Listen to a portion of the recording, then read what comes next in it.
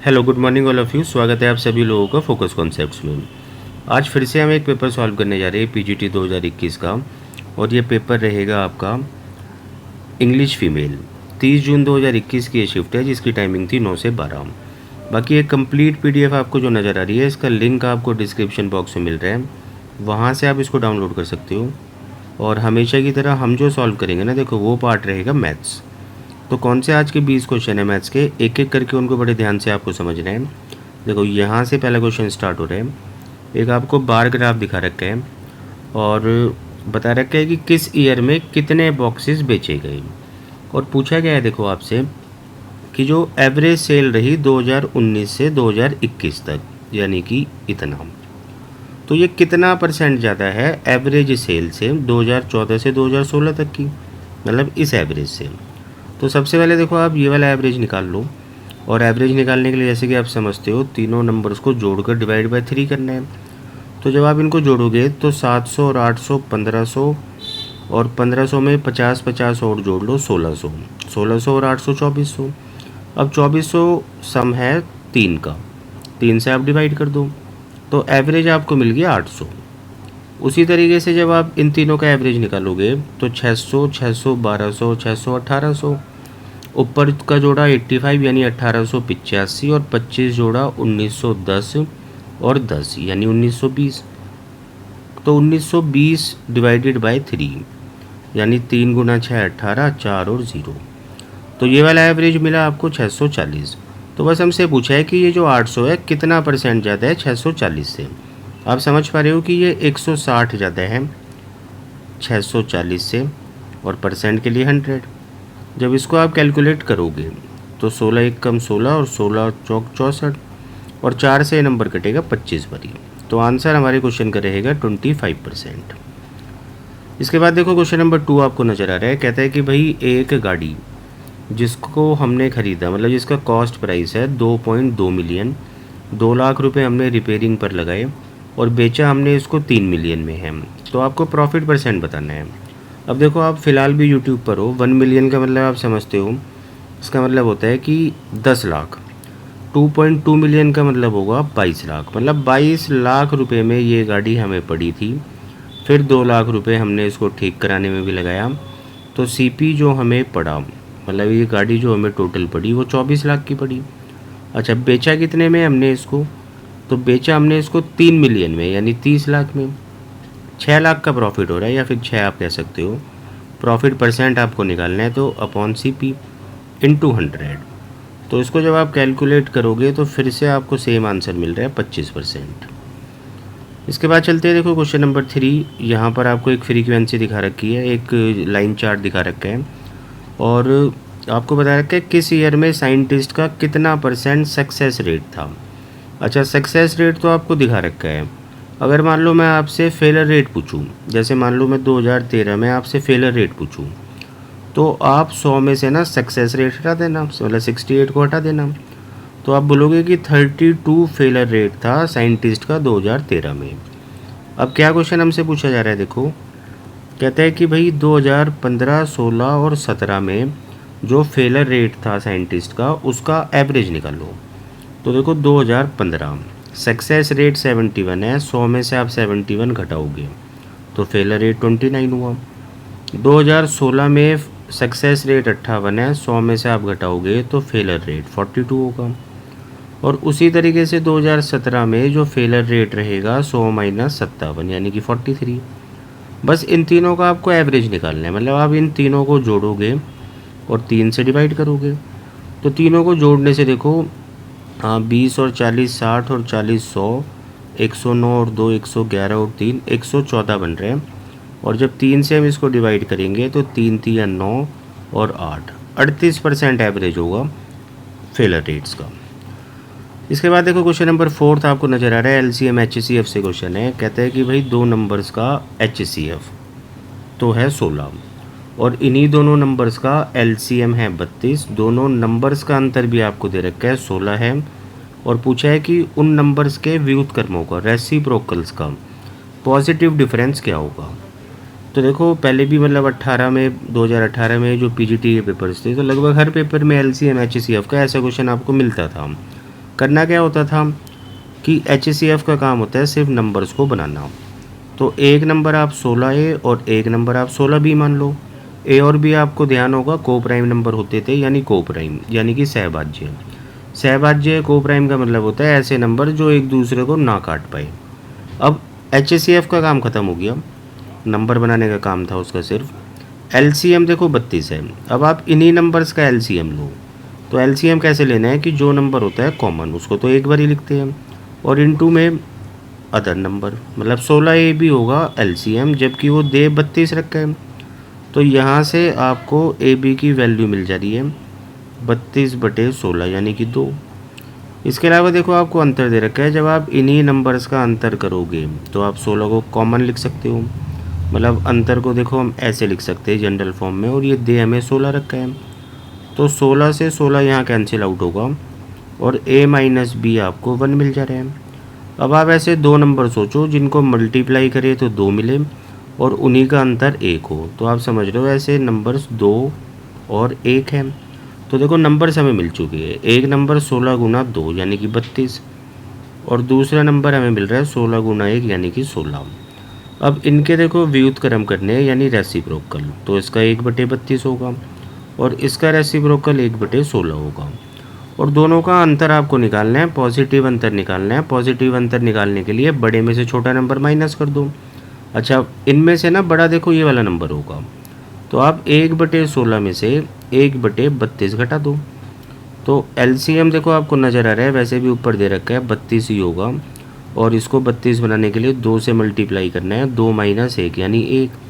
अब 1/32 को हम डेसिमल में कैसे लिखें, तो पॉइंट लगाने पर, डेसिमल लगाने पर 0 ले लिया। अभी भी नंबर छोटा है, एक और 0 ले लेते हैं, और आप देख पा रहे हो 32 3 96 होते हैं।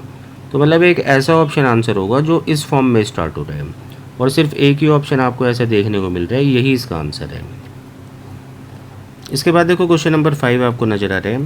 कहता है कि स्कूल में 20% जो स्टूडेंट्स हैं उनकी एज 8 साल है। अब इनको हटाने के बाद जो भी बच्चे बचे तो उनका 50% बच्चे 10 ईयर्स के हैं, और लास्ट में जितने बच्चे बचे उनकी एज 15 ईयर्स है। अब आपको क्या करना है, इन सभी स्टूडेंट्स का एवरेज निकालना है और उसको कंपेयर करना है उस टीचर की एज से जिसकी एज 25 साल है। तो सबसे पहले देखो इन सभी स्टूडेंट्स का हमें एवरेज निकालना है। अगर देखो मान लो मैं टोटल बच्चों को 100 मान लूँ, तो आप समझ रहे हो कि ये 20% बच्चे जो आपको बता रखे हैं, तो 100 में से ही 20 हुए यानी कि 20। अब शेष कितने बचे, तो वो बचे 80, और उन्हीं 80 का देखो 50% निकालना है। 50% का मतलब 1/2 होता है, हाफ होता है। तो 80 का हाफ भाई 40 हो गया। अच्छा, 20 और 40 60, तो कितने और बच्चे बचे, तो 40। तो समझाने में आपको ये चाह रहा हूँ कि number of students, number of terms को आप जितना छोटा करके ले सकते हो उतना छोटा करके लो। मतलब यहाँ पर नंबर्स और भी छोटे हो रहे हैं। देखो 20 से सभी नंबर्स कट रहे हैं। मैं इसको ऐसे लिख सकता हूँ कि अगर टोटल है भाई 5 बच्चे, तो 20 मतलब एक बारी घटा 20 से, 40 2 बारी, और दूसरा 40 भी 2 बारी। तो इतने इतने बच्चे हैं, और एवरेज इनका जैसे कि 8 है, इन बच्चों का देखो 10 है, और इनका 15 है। अब इन सभी बच्चों का एवरेज निकालने के लिए सबसे पहले आपको सम करना होगा। जैसे यहाँ पर सम 8 मिल रहा है, दोनों को मल्टीप्लाई करने से सम मिलता है। इधर आपको 20 मिल रहा है, 2 गुना 10 और 2 गुना 15 होता है 30। तो टोटल सम इन बच्चों का 30 और 20 50 और 8 58 हो रहा है। और एवरेज निकालने के लिए 5 से आप डिवाइड करोगे, तो ये आपको मिलेगा 5 एकम 5, 5 एकम 5 और 6 11.6। अब 11.6 जो ये बच्चों का एवरेज आपने निकाला है, तो हमसे पूछा जा रहा है कितना परसेंट है टीचर की एज का, जिसकी एज 25 साल है, और परसेंट के लिए 100। तो देखो 25 4 बारी इसको काट पा रहे हैं, और 11.6 की जब मल्टीप्लाई आप 4 में करोगे तो आपको 46.4 मिल जाएगा, जिसको आप 46.40 भी लिख सकते हो। तो बस यही सवाल का आंसर है। इसके बाद देखो आपको क्वेश्चन नंबर 6 नज़र आ रहा है। आसान सा क्वेश्चन है रेशियो का। आपको ABC की वैल्यूज़ दे रखी है, उन्हीं को आप यहाँ पुट करो सिंपली। तो A/B बनेगा देखो आपका 2/4, B/C जो आपका बन रहा है वो बन रहा है 4/7, और C/A जो बन रहा है वो बन रहा है 7/2। अब इनको देखो ऐसे सिंपल नंबर्स में, इंटीजर्स में कैसे लिखना है, तो आप इनके LCM से ना मल्टीप्लाई करा दो। अब 4, 7 और 2 का जब आप LCM लोगे तो आपको मिलेगा 28। तो 28 से इनको हम मल्टीप्लाई कर देते हैं तीनों को, तो उससे क्या होगा कि ये अब इंटीजर्स बन जाएंगे। तो देखो 4 से ये नंबर 7 बारी कटा, और 7 से ये 4 बारी, इधर 2 से 14 बारी। इसके अलावा भी देखो ये 2 हर जगह कटता नज़र आ रहा है आपको। तो कुल मिलाकर भाई जो रेशियो बनेगा फाइनल वो रहेगा 7:8 रेशियो 7 × 7 49, यानी कि ऑप्शन नंबर 3। इसके बाद देखो क्वेश्चन नंबर 7 आपको नज़र आ रहे हैं। कहते हैं कि भाई कोई धनराशि, कोई प्रिंसिपल हमने सिंपल इंटरेस्ट में ना निवेश किया था और वो 20 वर्षों में 600% हो जाते हैं। इसका मतलब क्या है, देखो कि अगर आप प्रिंसिपल को 100 रुपये मानते हो तो 600% हो जाने का मतलब है 6 गुना आपका पैसा, यानी कि अमाउंट मिश्र धन 600 हो जाएगा। और इन दोनों का अंतर आप समझते हो, जैसे कि 500 बन रहा है तो वो क्या होगा, वो सिंपल इंटरेस्ट होगा। कितने वर्षों का होगा, 20 वर्षों का। तो अगर ये 20 वर्षों का साधारण ब्याज है और मैं इसको 20 से डिवाइड कर दूँ तो आप बोलोगे कि हर एक वर्ष हमें 25 रुपये ब्याज मिलते हैं। और वो 25 रुपये किस पर मिलता है, प्रिंसिपल यानी 100 पर, और 100 का मतलब ही परसेंटेज होता है। तो रेट ऑफ इंटरेस्ट देखो आपको यहाँ से पता चल गई 25%। अब आगे क्या करना है कि इसी रेट से आपको इतना पैसा निवेश करना है 5 लाख रुपए, और 2 वर्षों में कितना चक्रवृद्धि ब्याज कंपाउंड इंटरेस्ट मिलेगा वो आपको पता करना है। तो आप कर क्या सकते हो, देखो कंपाउंड इंटरेस्ट में मैंने आपको हमेशा बताया कि हर साल ना सेम रेशियो बनता है प्रिंसिपल और अमाउंट का, और वो रेशियो आप तैयार कर सकते हो इस फ्रैक्शन से, मतलब इस परसेंटेज से, जिसकी फ्रैक्शन 1/4 होती है, जिसमें 4 तो प्रिंसिपल होगा और 1 रुपये जोड़कर 5 अमाउंट होगा, और दूसरे साल भी यही अमाउंट बनेगा। तो कहने का मतलब है कि 16 रुपये अगर हम निवेश करते हैं CI पर 25% पर, तो वो पैसा ना हमारा 25 बन जाएगा। और इनका जो अंतर है 9, तो ये 9 क्या होगा, तो ये हमें ब्याज मिलेगा 2 वर्षों में CI। अब देखो 16 जो प्रिंसिपल आपने बना रखा है वो वैल्यू आपको दे रखी है 5 लाख। इसको कहीं भी लिख देते हैं, देखो यहाँ मैं लिख देता हूँ। तो 5 लाख जो वैल्यू है वो 16 की है, तो 16 से डिवाइड करोगे 1 की वैल्यू आ जाएगी, और आपको कंपाउंड इंटरेस्ट निकालना है तो इसका मतलब 9 की वैल्यू निकालनी है, तो 9 से आप मल्टीप्लाई कर देना। जब इसको आप कैलकुलेट करोगे तो बहुत आसानी से आपको इतना आंसर मिल जाएगा। चलते हैं बाकी देखो अगले क्वेश्चन पर। अगले क्वेश्चन देखो मेंसुरेशन से है, और आपको ना एक कोण यानी शंकु का वॉल्यूम दे रखा है 3234। अच्छा, शंकु का वॉल्यूम क्या होता है, 1/3 पाई इंटू में r²। देखो रेडियस हमें नहीं दे रखा, हाइट दे रखी है, तो r को हम r लिखा रहने देते हैं, और हाइट है 7।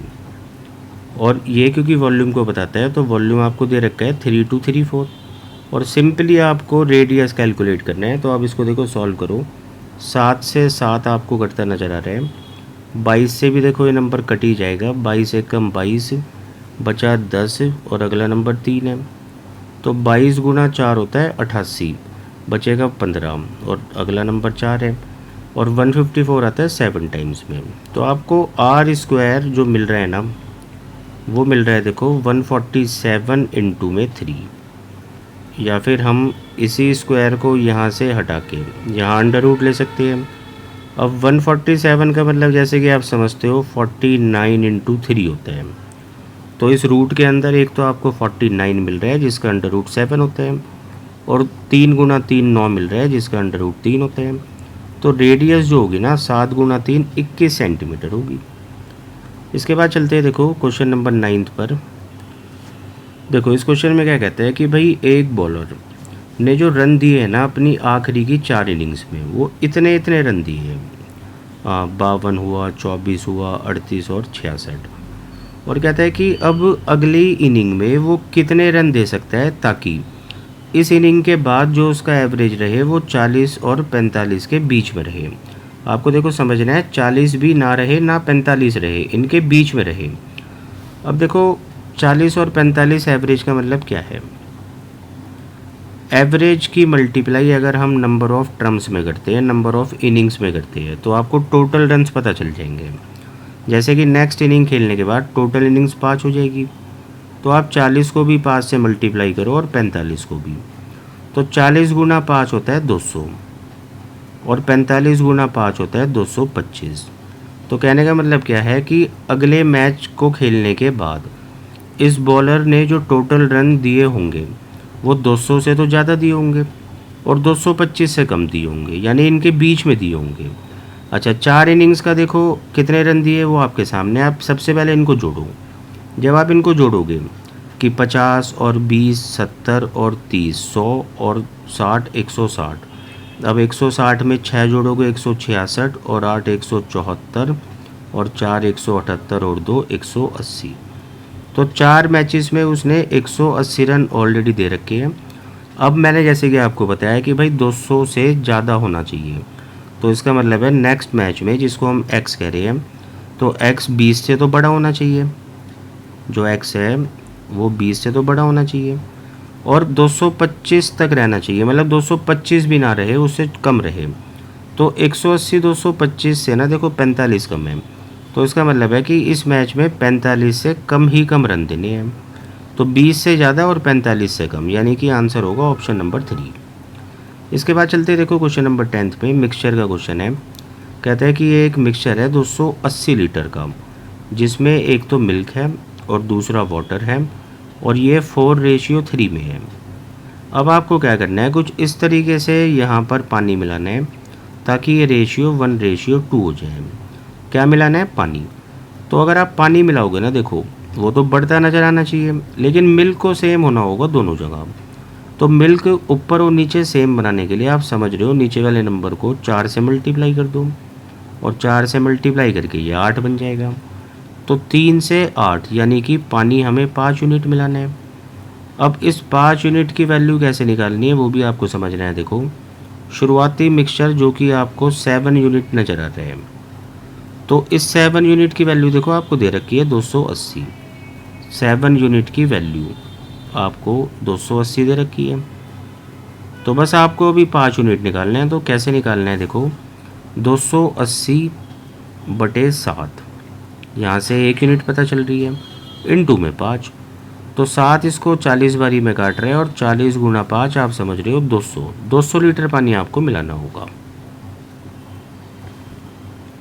इसके बाद देखो आपको नज़र आ रहा है क्वेश्चन नंबर 11। तो 11 क्वेश्चन भी मेंसुरेशन से है।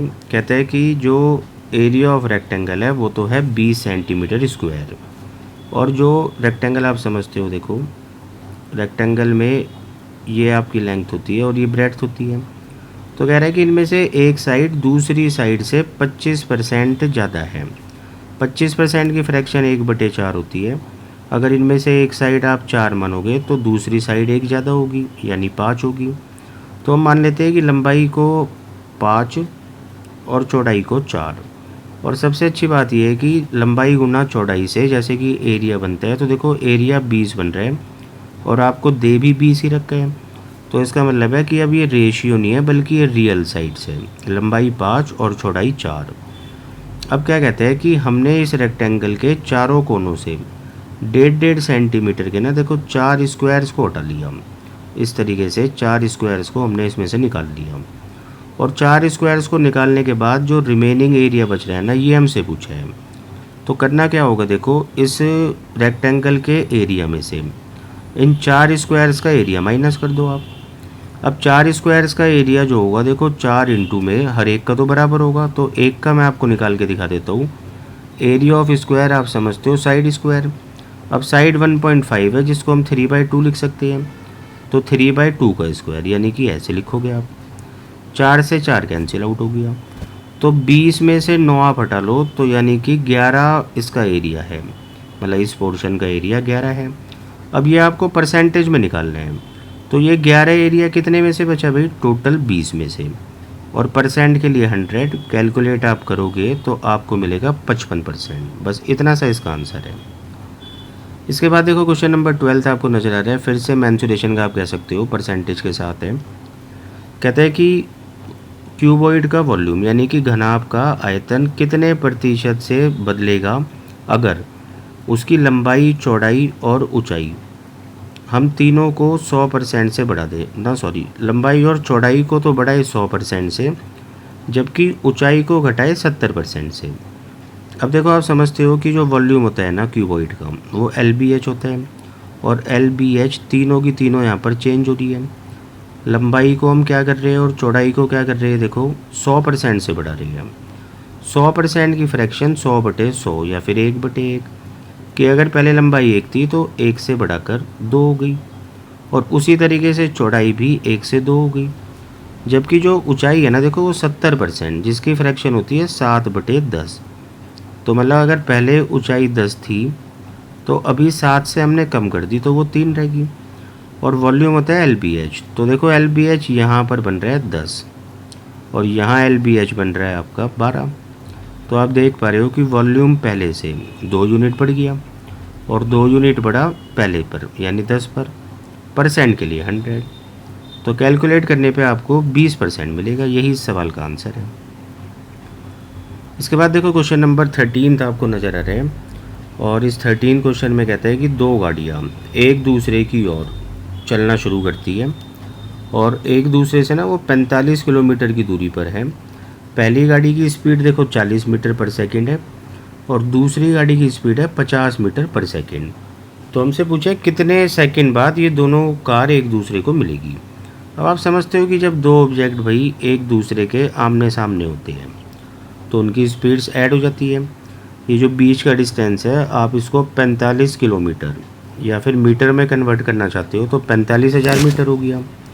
अच्छा, पहली गाड़ी की स्पीड देखो 40 है और दूसरी गाड़ी की स्पीड 50 है, और आमने सामने स्पीड्स ऐड होती है, तो इसका मतलब है कि ये 45,000 मीटर का डिस्टेंस कवर होगा 90 मीटर पर सेकंड की स्पीड से। तो टाइम जो हमें लगेगा ना वो लगेंगे 500 सेकंड। 500 सेकंड इस सवाल का आंसर होगा। इसके बाद देखो आपको क्वेश्चन नंबर 14 नज़र आ रहा है, और इसको पढ़ने से पहले मैं आपको एक रिजल्ट बताना चाह रहा हूँ। होता क्या है, देखो मान लो कोई पार्क है रेक्टेंगुलर, और आपने ऐसे ना बिल्कुल बीचों बीच रास्ता बनाया है, बिल्कुल बीचों बीच मिडिल में, जो कि हर तरफ से ना बराबर चौड़ाई का होगा, और उस चौड़ाई को मैं x मान लेता हूँ। मतलब ये चौड़ाई या ये चौड़ाई ये सब बराबर होगी x के। तो अगर हमें इस रास्ते का एरिया निकालना है सीधा सीधा, तो हम क्या कर सकते हैं, x इंटू में l plus b minus x, इस फॉर्मूले को लगा सकते हैं, और इस फॉर्मूले से इस रास्ते का ना क्षेत्रफल आ जाता है। अब देखो हुआ क्या है यहाँ पर, इस क्वेश्चन को आप समझते हैं। कहता है कि एक रेक्टेंगुलर पार्क है जिसकी लंबाई और चौड़ाई आपको दे रखी है 200 और 120, और उसी तरीके से जैसे मैंने आपको समझाया है, बीचों बीच दो रोड बनाई जा रही है, और रोड जो बनाई जा रही है उसके अलावा जो एरिया बचेगा ना, जैसे ये वाला, तो ये हम यूज़ कर रहे हैं एज अ लॉन। यहाँ पर हम घास लगा रहे हैं, आप ऐसा कुछ भी मान लो। रास्ते की चौड़ाई भी आपको दे रखी है देखो 20 मीटर, और कहता है कि ये जो क्रॉस रोड है, मतलब ये जो रास्ता है, तो यहाँ पर ना हमने ईंट बिछाई है, और जो ईंट है वो 300 स्क्वायर मीटर बिछा सकते हैं हम एक दिन में। तो कितने दिन में भाई ये पूरा रास्ता पक्का हो जाएगा, मतलब पूरे रास्ते पर ईंट लग चुकी होगी। सबसे पहले आपको क्या निकालना है, इस रास्ते का एरिया। कैसे निकलेगा, तो भी आपको फार्मूला मैंने लिखवाया है x यानी कि चौड़ाई जो कि 20 है, इनटू में l प्लस बी, आप समझ पा रहे हो 200 और 120 320, माइनस x का मतलब रास्ते की चौड़ाई जो कि 20 है। तो यहाँ से आपको पता चल रहा है देखो 300 गुना 20, 300 गुना 20 होता है 6000। तो 6000 मीटर स्क्वायर ये एरिया है, और एक दिन में जो ईंट लग रही है वो कवर कर पा रही है 300 मीटर स्क्वायर एरिया को। तो नंबर ऑफ डेज़ कितने लगेंगे, आप समझ पा रहे हो 20। 20 दिनों में जाकर पूरे रास्ते पर ईंट लग पाएगी। चलते हैं इसके बाद अगले क्वेश्चन में। क्वेश्चन नंबर 15 देखो क्या कहते हैं। कहता है कि भाई हमें क्या करना है कि 15 से डिवाइड करना है, और जिस नंबर को डिवाइड करना है तो वो अपने आप में ना 12 से डिवाइड होने वाला 4 अंकों का सबसे बड़ा नंबर है। तो सबसे पहले आप पता लगाओ कि भाई 4 डिजिट का सबसे बड़ा नंबर कौन सा होता है, देखो वैसे तो होता है 9999, लेकिन हमें पता लगाना है उस 4 डिजिट लार्जेस्ट नंबर के बारे में जो 12 से डिवाइड भी हो जाए। तो अब आप इसको 12 से डिवाइड करो, तो 12 अट्ठे देखो 96 हुआ, बचा 3। फिर आप 9 उतारोगे, 12 तिये 36, फिर बचा 3, फिर 9, 12 तिये 36। तो इसका मतलब है कि भाई इस नंबर में तो रिमाइंडर बच रहा है 3, तो 3 आप इसमें से घटा लो। तो 9996 ये वो नंबर है जो 12 से डिवाइड हो रहा है, 4 डिजिट का लार्जेस्ट नंबर है। अब इसको हमें डिवाइड करना है 15 से और क्वेश्चन बताना है, यानी कि ये भागफल कितना होगा। तो आप समझ पा रहे हो, देखो 15 गुना 6 भाई 90 होता है, बचा 9, फिर उतारा 9, फिर 15 गुना 6 90 हुआ, 9 ऊपर से उतारा 6, और 15 गुना 6 90, और रिमाइंडर बच गया 6। तो हमसे क्वेश्चन पूछा है तो आंसर होगा 666, यानी ऑप्शन नंबर सेकंड। इसके बाद देखो आपको क्वेश्चन नंबर 16 नज़र आ रहा है, टाइम एंड वर्क का है। कहता है कि भाई एक्स और वाई किसी काम को कर सकते हैं 30 और 45 दिनों में, और दोनों मिलकर 12 दिनों तक काम करते हैं। उसके बाद सी आ जाता है और सी अकेला काम कर सकता है 36 दिन में। सबसे पहले आप क्या करोगे कि एलसीएम लेके ना टोटल वर्क बनाओगे। जैसे एक आदमी 30 दिन में कर सकता है, एक 45 में और एक 36 में। इन तीनों का एलसीएम बनता है 180, तो 180 यहाँ पर टोटल वर्क होगा। अच्छा, 180 काम 30 दिन में होने का मतलब है एक्स का एक दिन का काम 6 होगी कार्य क्षमता, वाई की एक दिन की कार्य क्षमता 4 होगी, और सी की जो कार्य क्षमता बनी एक दिन की वो बनी 5। अब जैसे कि एक्स और वाई ने, मतलब एक्स और वाई की क्षमता आपके सामने एक दिन की 10, और इन्होंने भाई 12 दिनों तक काम किया था, तो इसका मतलब है कि 120 काम तो इन लोगों ने कंप्लीट कर लिया था। अब बचा कितना काम? 60। अब बस ये 60 काम जो है ना तीनों मिलकर करेंगे, और तीनों की क्षमता 6 और 4 10 और 5 15 है, तो बाकी काम करने में इनको 4 दिन और लगेंगे। बस यही हमसे पूछा है, तो आंसर रहेगा 4 दिन। इसके बाद देखो आपको क्वेश्चन नंबर 17 नज़र आ रहा है। आपको एक टेबल दिखा रखी है और 2 सेक्शन है, देखो ए और बी। बाकी आपको बता रखा है कि कितने बच्चे किस सब्जेक्ट में पास या फेल हुए, और आपको ये बताना है कि टोटल यहाँ पर इन दोनों मतलब सेक्शंस में मिलाकर कितने नंबर ऑफ स्टूडेंट्स थे। अब देखो ध्यान से, ये वो बच्चे हैं जो सिर्फ ए में पास हुए हैं, और ये वो बच्चे हैं जो बी में पास हुए हैं, और 50 बच्चे ऐसे हैं कि जो दोनों में पास हुए हैं। तो यहाँ पर देखो कोई भी रिपीटेशन नहीं है, इन तीनों को जोड़ने से ही आपको पता चलेगा टोटल कितने बच्चे पास हुए हैं, और फिर उसी में आप फेल वालों को भी जोड़ोगे, जो किसी सब्जेक्ट में पास नहीं हुआ वो फेल हुए हैं। तो कहने का मतलब है आपको इन सब को जोड़ना है, और इधर भी सबको जोड़ना है, और जोड़ने से सेक्शन ए और सेक्शन बी के बच्चे आपको पता चल जाएंगे, और बस उन्हीं को जोड़ने से पूरे स्टैंडर्ड में कितने बच्चे हैं वो भी पता चल जाएंगे। तो सबको जब आप जोड़ोगे तो बहुत आसानी से आपको मिल जाएगा 4 to 7, आप कर लेना इसको।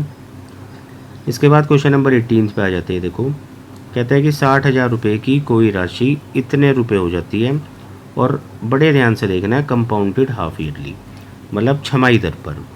अब एक साल में आप समझ रहे हो छमाही दर का मतलब होता है हर 6 महीने बाद आपको ब्याज देना है, तो एक साल में आप 2 बार ही दोगे, और जो भी रेट ऑफ इंटरेस्ट होगा ना उसका हाफ हाफ करके दोगे।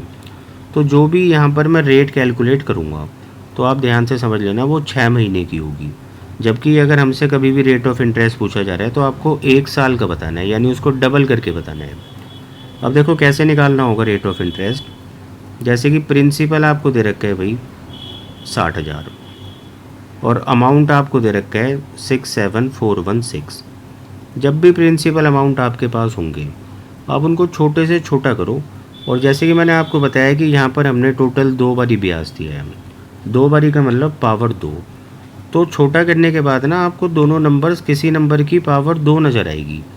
पहले इनको काटते हैं, देखो जैसे कि 6 से अगर मैं इसको काटूँ तो मुझे 10,000 मिल जाएगा, और 6 से अगर मैं यहाँ काटूँ तो 6 एक कम 6, 6 एक कम 6, 6 दूनी 12, और 6 तिये 18, और 6 इतना मिल रहा है। अब फिर से देखो इसको 4 से काट लेते हैं, तो ये 2500 मिल गया। 2500 आप समझ रहे हो 50 की पावर 2 होती है। तो अब यहाँ पर भी काटने के बाद 100% आपको किसी ना किसी नंबर का स्क्वायर नज़र आएगा। जब आप 4 से काटोगे तो 4 दूनी 8 और 4 अट्ठे 32, फिर 0 लेना होगा और 4 निम 36। तो 2809 53 का स्क्वायर होता है और 2550 का होता है। कहने का मतलब अगर हमने 2 बारी ब्याज दिया है तो आप अंडर रूट करोगे, 3 बारी ब्याज दिया होता तो क्यूब रूट करते। तो ये इनका अंडर रूट क्या होगा, 50 और 53, यानी कि प्रिंसिपल अगर हम 50 माने मतलब तो 53 रुपये हमने उसको दिए ब्याज मिलाकर, तो यानी कि 3 रुपये ब्याज दे रहे हैं हम 50 पर, और परसेंट के लिए 100। तो यहाँ से जो रेट आएगी ना देखो वो 6% ज़रूर आ रही है, बट जैसे कि मैंने आपको समझाया था ये 6 महीने की है, अर्धवार्षिक था। और रेट जो हमसे पूछी जा रही है वो अंडरस्टूड है, 1 साल की पूछी जा रही है। तो अगर 6 महीने की 6% है भाई, 1 साल की रेट होगी 12%। इसके बाद देखो आपको क्वेश्चन नंबर 19 नज़र आ रहा है, और कहता है कि एक मर्चेंट क्या करता है कि 50% का ना डिस्काउंट देता है मार्क प्राइस पर, और 50% वो प्रॉफिट कमाता है। तो कॉस्ट प्राइस उसका बताना है। देखो मार्क प्राइस आपको 300 दे दिया, और 300 का 50% यानी कि 1/2 150 होता है। तो अगर MP यहाँ पर 300 है तो 150 रुपये, आधा तो डिस्काउंट ही दे दिया, तो फिर बेचा कितने में होगा भाई, 150 रुपये में। और 150 रुपये सेलिंग प्राइस है जिसमें 50% कमाया भी है। 50% का मतलब आप समझ रहे हो कि अगर CP 100 होगी तो 150 में बेचना होगा, और 150 में बेचा है तो इसका मतलब CP यहाँ पर 100 रुपये होगी। मतलब बहुत आसान सवाल था। देखो लास्ट क्वेश्चन है इस पेपर का, टाइम एंड डिस्टेंस से है। आपको बता रखा है एक ट्रेन 30 सेकंड में ना एक खंबे को पार करती है। ट्रेन की स्पीड भी आपको दे रखी है और टाइम भी दे रखी है, तो इसका मतलब है कि लंबाई आप समझ रहे हो, ट्रेन जो चलेगी ना यहाँ पर वो अपनी लंबाई जितना ही चलेगी। किसी भी खंबे को पार करने में ट्रेन अपनी लंबाई जितना चलती है, तो डिस्टेंस अगर आप निकाल लेते हो वही लंबाई होगी, और डिस्टेंस स्पीड इनटू टाइम होता है। बाकी देखो जो स्पीड है वो 120 किलोमीटर पर आवर है। अगर मैं उसको मीटर पर सेकंड में बदलूँ तो मुझे 5/18 से मल्टीप्लाई करना होगा, और उसी के साथ जो टाइम है सेकंड्स में वो बिल्कुल ठीक है 30। अब जब इसको आप कैलकुलेट करोगे कि 6 से 3 बारी कटा और 6 से 5 बारी, 3 से आप इस नंबर को 40 बारी काटोगे, 40 गुना 5 200, 200 गुना 5 1000। तो मीटर में अगर पूछा जाता है तो आप कहते हैं 1000 मीटर की ट्रेन है, और अगर आपसे किलोमीटर में पूछा जा रहा है तो आप समझते हो 1000 मीटर में 1 किलोमीटर होते हैं, तो ट्रेन की लंबाई रहेगी 1 किलोमीटर। बाकी यहाँ पर ये पेपर ख़त्म होता है, और आप इसका पहला पार्ट बहुत अच्छे से एनालाइज करना। बाकी जल्द मिलते हैं अगले पेपर के साथ, जब तक आप इसको कंप्लीट करो। Thank you.